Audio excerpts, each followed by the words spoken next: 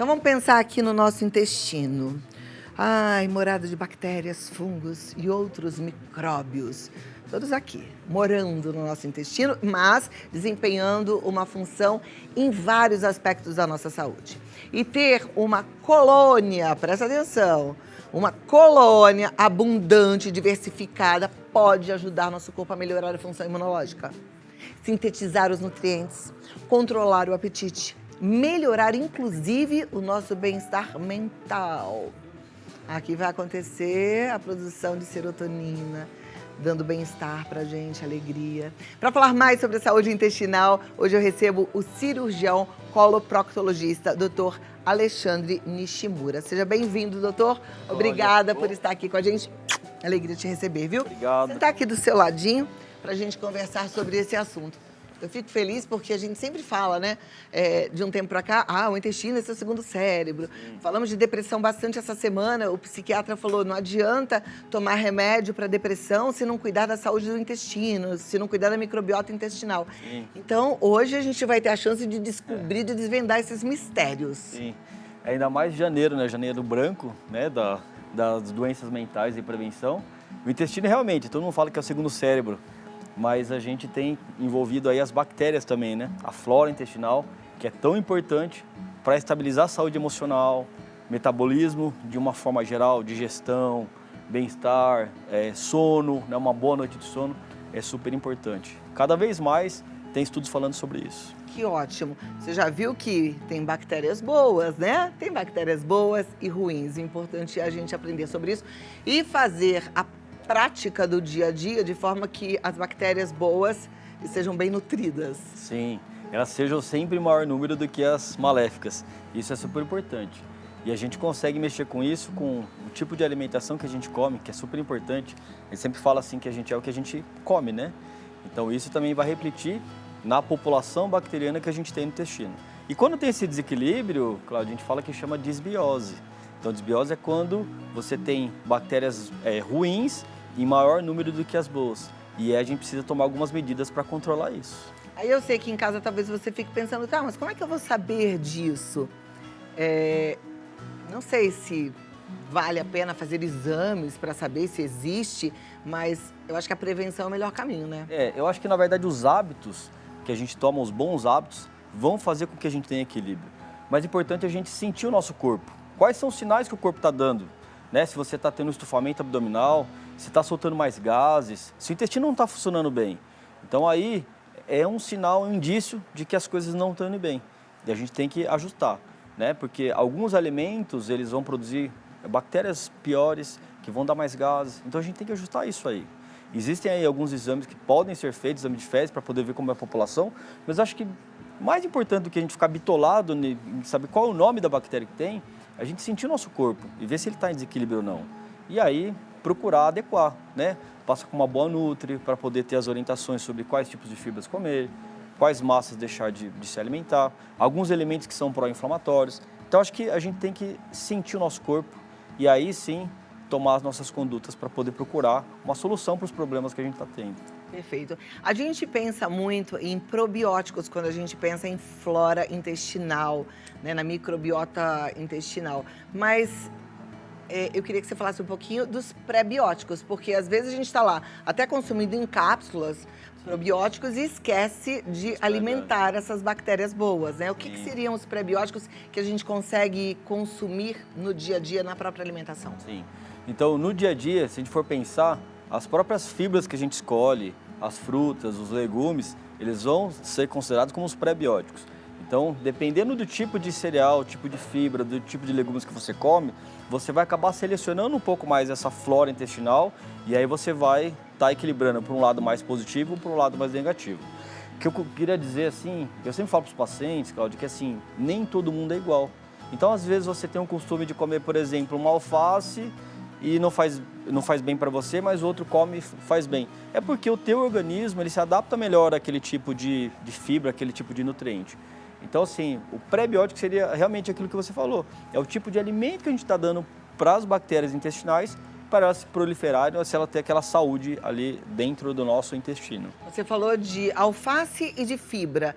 Na verdade, os pré-bióticos, eles estão muito relacionados às fibras. Então, legumes, verduras. Tá aí um motivo para quem não come salada por frescura, começar a comer salada, né? Porque a gente tem que entender que a alimentação não é só uma fonte de prazer, é também uma fonte de prazer. Depois que a gente começa a comer alguns alimentos, a gente até descobre prazer nesses alimentos. Eu, por exemplo, amo salada, amo mesmo, de verdade. Mas aí tem gente que fala, eu não gosto, porque aprendeu a falar não gosto na infância, mas já cresceu, já tá grande. Então é hora de entender que salada é um pré-biótico, vai cuidar da saúde do seu intestino, cuidando da saúde do seu corpo inteiro e principalmente da sua mente, né? Sim, com certeza. Você até falou, né?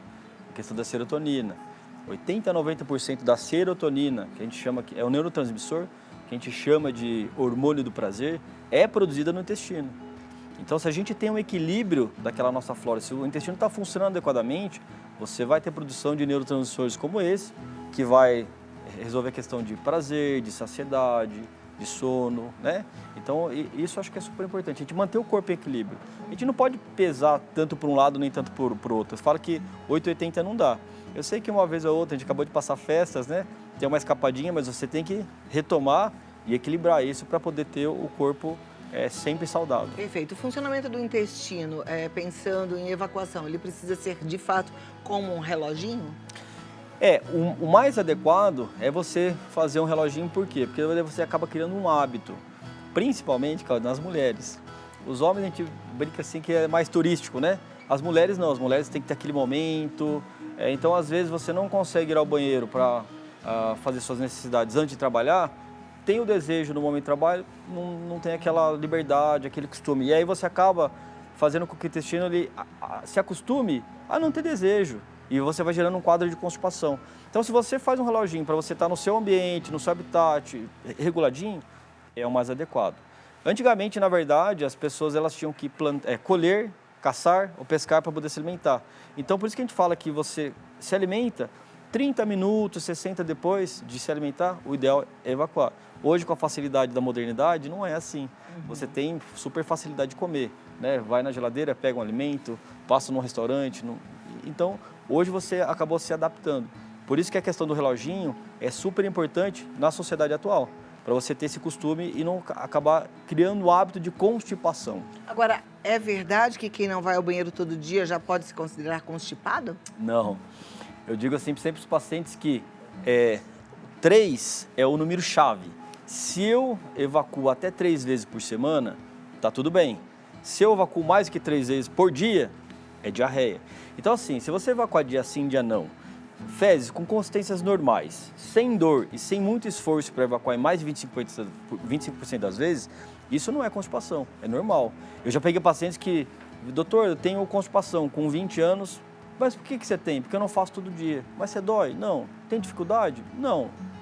Então não é constipação. Então você pode, eventualmente, fazer até 3 vezes por semana, folgando. Não há necessidade de evacuar todos os dias, para considerar normal, tá?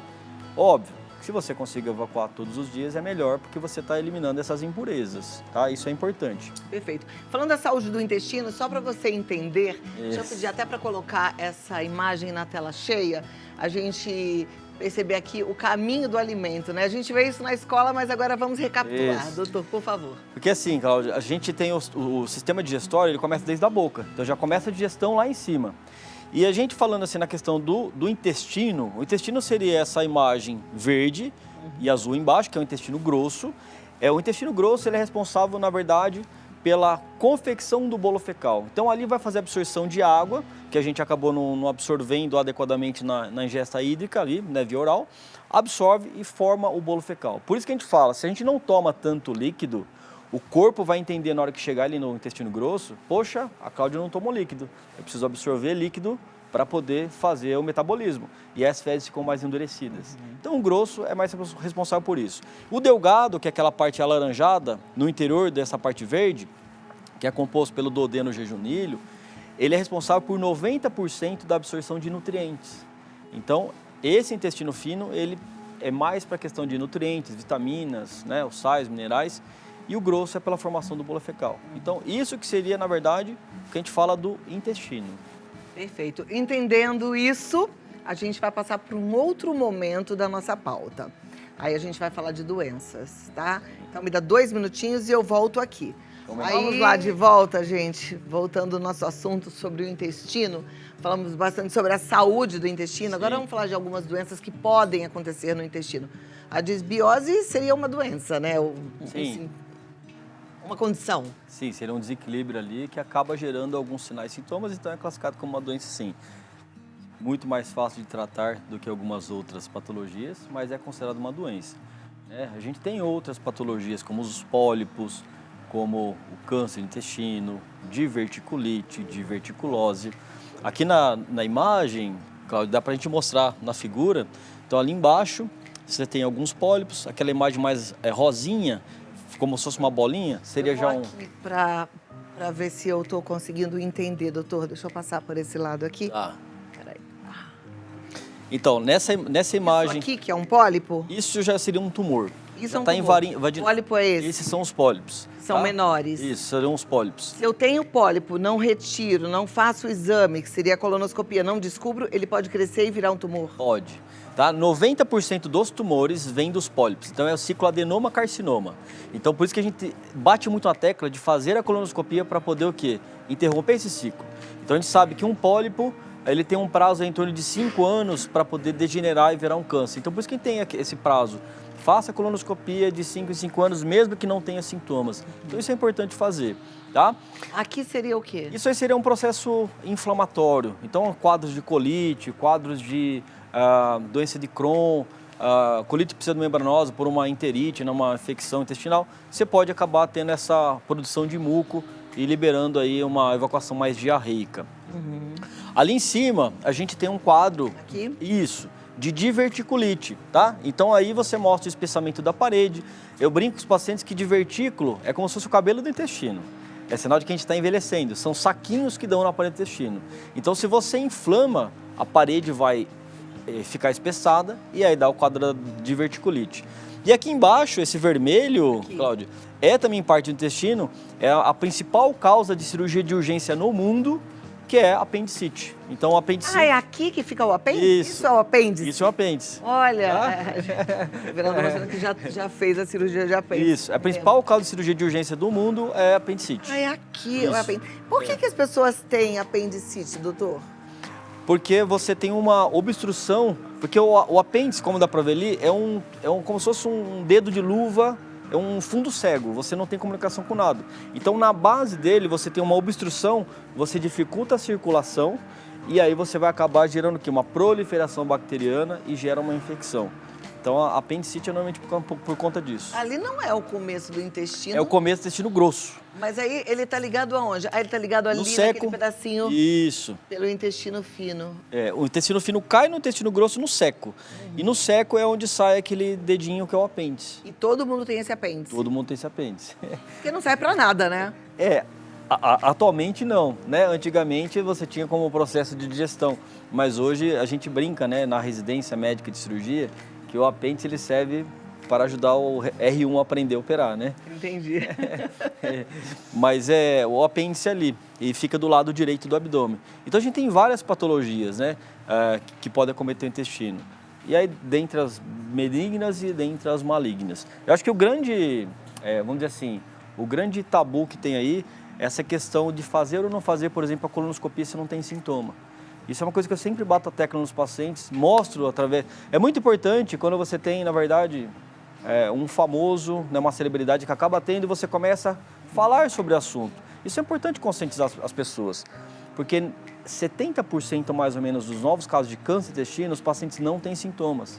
Então, quando as pessoas elas deixam de ir no médico, porque elas se diagnosticam não ter nada, você está aumentando a incidência de câncer na população. E aí a gente precisa realmente ter essa consciência, né? Eu fiz o meu primeiro exame de colonoscopia, eu acho que por volta dos 45 anos, porque tinha histórico familiar, meus pais me orientaram e eu fui fazer. E aí no primeiro exame eu já tirei 2 pólipos. Sim. Aí repete no ano seguinte. No ano seguinte eu tirei 1 pólipo, aí repete no ano seguinte. Aí não tinha mais nenhum, aí já pulei 2. Aí fiz de novo, não tem mais nenhum, agora já pulei um pouco mais. E é assim, né? Tem que ficar de olho. Eu digo assim para os pacientes, fazer de 3 a 5 anos é tranquilo, tá? Desde que não tenha sintomas. Se tiver sintoma, tem que antecipar. Por quê? Até, por exemplo, aqui nessa imagem, Cláudio, essa é uma imagem da evolução do tumor, aí já é um estadiamento. Então, quer dizer, às vezes você vai fazer um exame, né? Passou despercebido, não fez o exame, nunca fez, mas vai fazer o exame. Às vezes você pega um paciente que tem um tumor no estádio mais inicial, no estádio 1. Então, quer dizer, você tem muito mais chance de curar. Do que você deixar passar ao longo do tempo. Quando você pega um paciente que já tem metástase, que seria o estádio 4, quanto tempo ele deixou aquele tumor crescendo, consumindo o próprio organismo. Então, quanto mais precoce a gente faz o exame, maiores são as chances de cura. E o câncer de intestino é um câncer altamente curável, desde que seja diagnosticado e tratado na fase precoce. Agora, a recomendação é fazer a colonoscopia a partir de quantos anos? Hoje, o que a gente tem recomendação nos guidelines brasileiros, europeus e americanos, é a partir dos 45 anos, todos, sejam homens ou mulheres, mesmo que não tenham sintomas. Como você disse, começou com 45, na verdade, quem tem história familiar tem que fazer a partir dos 40 anos de idade, ou 10 anos antes do parente mais jovem que teve câncer. A gente teve agora algumas celebridades até, tive aí uma reportagem sobre isso, uma jovem de 23 anos que teve um câncer de reto. Então veja bem, filhos dela ou eventualmente irmãos, a partir dos 13 já é recomendado fazer colonoscopia. Então varia se você tem história familiar, mas se não tiver, 45 anos é uma idade que a gente já tem que colocar no radar colonoscopia como parte do check-up. Isso é importante. Aí, ó, eu tô falando com um monte de vocês de 45, 40 a mais, que é a partir dos 40, 40 a mais que nunca fez uma colonoscopia. É para marcar hoje. Mas você sabe... Tem no SUS. Ah, mas vai demorar. Se você não marcar hoje, não vai fazer nunca. Ah, mas só vai ter no final do ano. Tá certo, deixa marcado para o final do ano. Pronto. Resolvido um problema. Você tirou uma preocupação da cabeça. Sim. Mas tem que fazer esse exame, de todo jeito. Aqui, eu tenho uma turma aqui que já tem mais de 40. Vocês já fizeram colonoscopia? Tem histórico. Precisa fazer, tem histórico que já está com quase 55. Olha isso. Eu tenho que puxar a orelha aqui da turma também. Tem que fazer, pode marcar hoje. Mas, né? Cláudio, isso é um tabu. Eu sempre que eu faço algum conteúdo, alguma coisa, eu tento tentar desmistificar essa questão do tabu. Porque, por exemplo, hoje, muitas pessoas, elas têm a naturalidade de falar, eu fiz uma cirurgia plástica, ou eu fiz qualquer outra coisa assim. Mas quando você fala, passei com um proctologista, eu fiz uma colonoscopia, as pessoas se sentem invadidas, né? Colonoscopia. Só que colonoscopia, o paciente, ele dorme, ele não sente nada, então, de um certo modo, você não tem constrangimento, porque... Nenhum, não vê, gente. não vê. E foi-se o tempo que era super desconfortável o preparo. Porque o preparo, a gente tem que esvaziar todo o intestino, né? Tem que tomar um líquido que é chatinho, que é ruimzinho. Mas nada do outro planeta. Você tira de letra, né? E no final das contas você faz uma limpezona. É bom para agora essa época do ano, né? Quem comeu demais, quem exagerou já... Mas você sabe, Cláudio, quando eu fiz a minha colonoscopia, eu tomei os 3 tipos de preparos mais comuns. Uma... tinha que estar super limpo, porque eu não ia chegar com o meu chefe, ele fazer colono em mim, eu faço colono e tá sujo, não dá. E a outra, para eu poder provar os preparos, para poder entender o que as pessoas reclamavam. E é o que você falou, não é um bicho de 7 cabeças. Depende, na verdade, de como a gente recebe aquela situação. Sim. Se você recebe de peito aberto, vai tudo bem, mas se você já vem com restrição, você não vai, e é super importante. Eu falo que o preparo é muito importante porque... não adianta nada você fazer um exame e você não conseguir enxergar. As pessoas têm que entender que colono é um aparelhinho que é da espessura do dedo, que na ponta tem uma câmera. Então a gente entra lá no tubo digestivo e vai olhando. Se está sujo, você não consegue ver. Então é importante o preparo. Perfeito. Você deu um exemplo de uma paciente que teve câncer no reto. Quando a gente mostrou ali o intestino, a gente até viu o reto, mas ali pode ter o quê? É um pólipo também? Também. 90% dos tumores coloretais, eles vêm do cicloadenoma carcinoma, ou seja, vêm dos pólipos, tá? Tem outros tumores que podem vir de doenças como aquela, que são as doenças inflamatórias intestinais, mas a maior parte é de pólipo. E no reto também pode acontecer. Aqui é a imagem. Vamos ver se a gente consegue colocar de novo aquela figura do intestino, Tá. né? Eu acho que aquela facilita. Mas a gente pode ir falando enquanto isso. Tá. Aqui é o reto, né? Esse é Esse aqui, o vermelho desse lado, é o reto, tá? Que é o mesmo desse aqui. Aqui, na verdade, Cláudia, está mostrando essas imagens de uma diferença de 2 doenças inflamatórias intestinais, que é a doença de Crohn e a retocolite ulcerativa. Tá? Então, são doenças inflamatórias intestinais que também podem evoluir para um câncer. Né? Tem muito em voga aí atualmente por conta, né, de um repórter que também está com doença de Crohn, está internado. Então, tem isso. Aqui embaixo, ó, ânus, reto. O reto é a porção final do intestino grosso antes de desembocar no ânus. Então, ali você pode ter pólipo também. A maior parte dos tumores coloretais é do pólipo. E pode acontecer ali também no reto. Tá, joia. Entendido. E tudo isso a colonoscopia vai verificar para fazer a prevenção. Tem outros exames que também podem ser feitos, tá? Que tem gente que tem rejeição a introduzir e tal. Mas hoje você tem colonoscopia virtual, você faz o mesmo preparo da colonoscopia, entra numa máquina de tomografia com um protocolo específico e você consegue reconstruir 3D todo o tubo digestivo. Então você pode dar o diagnóstico também com esse exame. Um outro exame é a cápsula colônica. Então você faz o preparo, você ingere uma cápsula que tem 2 câmeras, uma de cada lado, e fica tirando fotos. Manda para um holter que fica acoplado ao corpo, igual o holter cardíaco, e depois você lê aquelas imagens no software. Tá? Então, tem esses outros exames também que podem ser feitos. Mas o padrão ouro é a colonoscopia. Gente, e não tem nenhum desconforto. Ah, tem desconforto. Nossa, vai introduzir alguma coisa. Você não vai ver, você vai estar dormindo. Quando você acordar, já foi. Você nem sente também. Não tem tipo, eu vou ficar mal depois. Não, você vai ficar normal depois. Vai embora para casa e viver a vida mais tranquilo, sabendo que você fez o seu papel, que é a prevenção. Doutor, vou abrir agora para as perguntas da turma, tá? Aí é que eu gosto, porque às vezes tem vergonha de perguntar uma coisa e aqui eu não tenho vergonha, não. Aqui a gente pergunta. Então, manda ver. Manda sua pergunta, a gente vai ter o doutor para explicar tudo direitinho e você tira esse grilo da tua cabeça, tá bom? Pode escrever assim lá no Instagram, Vida Melhor Oficial, não fale meu nome que a gente não coloca. Aliás, eu acho até que a gente poderia colocar tudo anônimo, que aí já fica melhor. Aí você manda a pergunta lá e não vai ficar com vergonha. Porque tem gente que fica ainda constrangido, entendo. Sim. Então eu volto aqui já em 2 minutinhos. Combinado. Tá bom? Perguntas no nosso vídeo wall, produção. Vamos lá, esse momento gostoso, você pergunta e aí a gente tem essa resposta cheia de sabedoria aqui desse médico especialista no assunto. Sim. Jojo Meyer tá dizendo assim, meu pai teve diverticulite grave, retirou o intestino grosso inteiro. O intestino delgado consegue assumir a função do que foi retirado, como, por exemplo, absorver as vitaminas?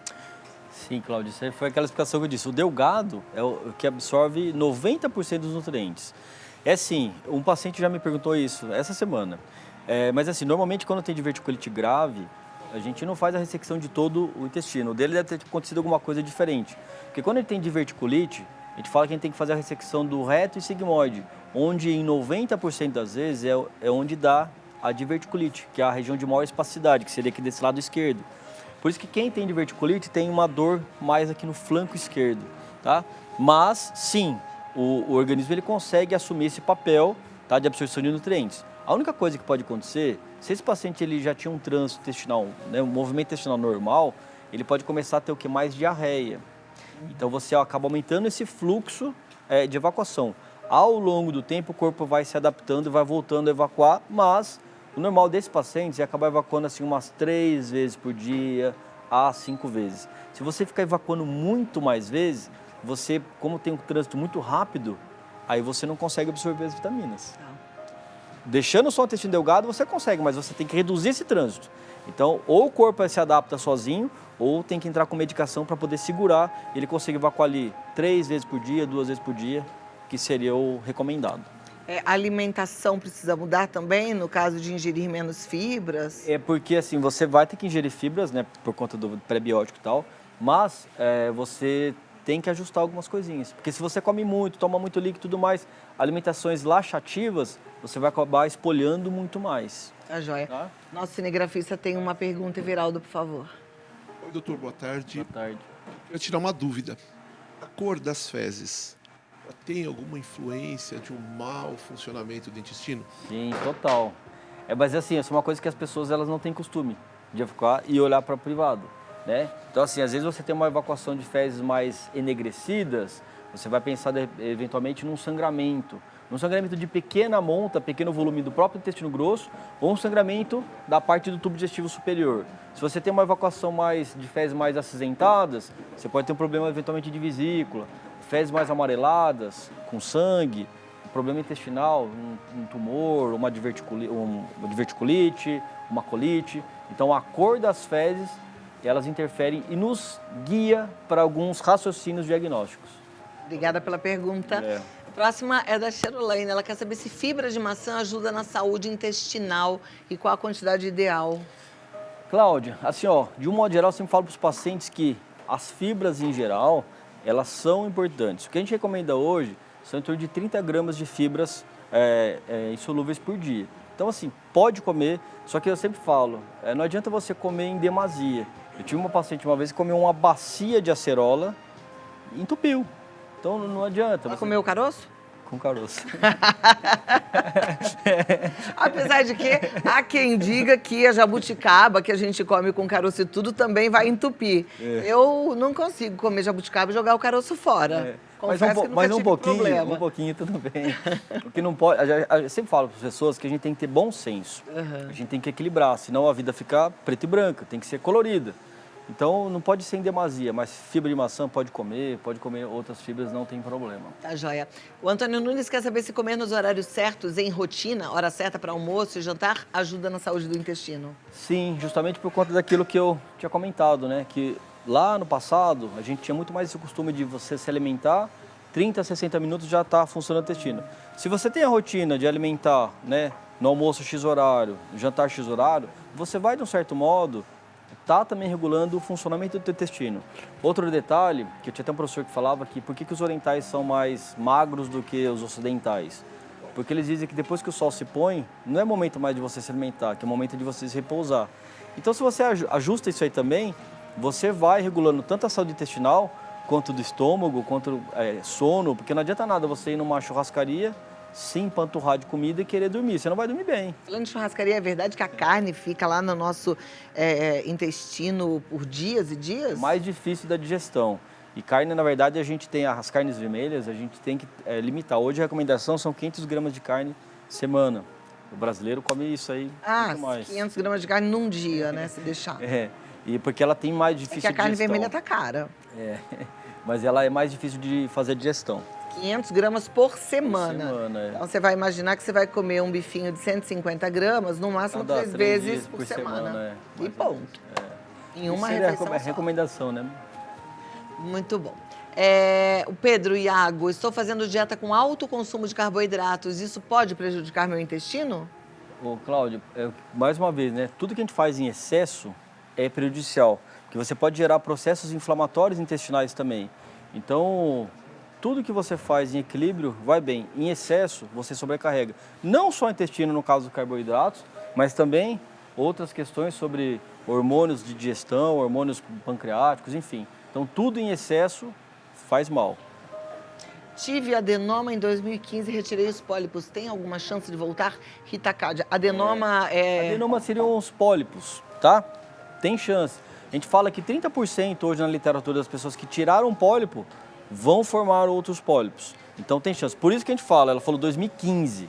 Então se a gente tem uma recomendação de fazer controle a cada 5 anos, quem não tem pólipo, ela já deveria ter feito outros. Porque quando tem pólipo, a gente reduz o intervalo para até 3 anos. De 1 a 3 anos fazer um novo exame. É bem provável que o médico tenha instruído nesse sentido, né? Sim, mas não estou sentindo nada, exame. deixa quieto.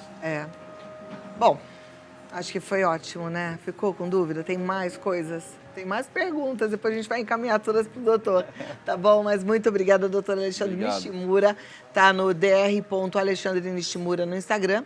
Mas o WhatsApp, para você marcar uma consulta, marca pelo WhatsApp mesmo, que é super fácil, é o 119 6489 7000.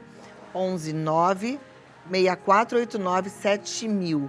E o site é o www.proctoprime.com.br. Tá aí no vídeo, proctoprime.com.br. Amei Obrigado, nosso Cláudia. bate-papo, muito obrigada. Adorei. E até a próxima. Espero que Obrigada, ajude doutor. muitas pessoas. Com certeza já ajudou, né? Pelo menos o lembrete aí de que a gente precisa fazer a colonoscopia. Você tem histórico familiar a partir dos 40 anos. Não, você tem histórico familiar antes, 10 anos antes da data que o familiar descobriu que tinha câncer, ou a partir dos 40 anos. Tem que fazer, não tem negociação para isso. Esse é o primeiro ponto. Segundo ponto que eu aprendi aqui com o doutor. A gente tem que se alimentar bem, tem que comer fibra, tem que comer salada, tem que comer os prebióticos para alimentar as bactérias boas. E começa a olhar assim, as fezes estão pretas, epa, aí vai, tudo é sintoma e a gente precisa ficar de olho na nossa saúde, certo?